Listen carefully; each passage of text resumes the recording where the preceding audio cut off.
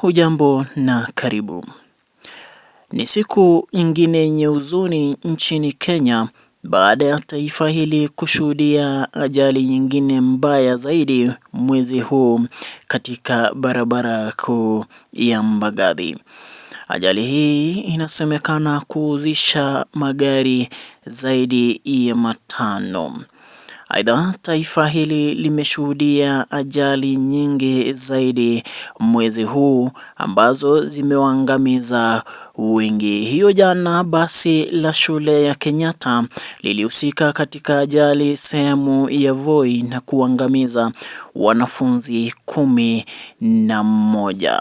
Aidha, katika kaunti ya Bomet siku hiyo hiyo gari la abiria 14 pia lilihusika kwenye ajali mbaya ya barabarani na kuangamiza wengi na kuwajeruhi abiria wengine.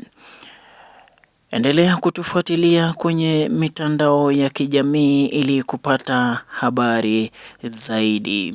Mimi ni Nyabende.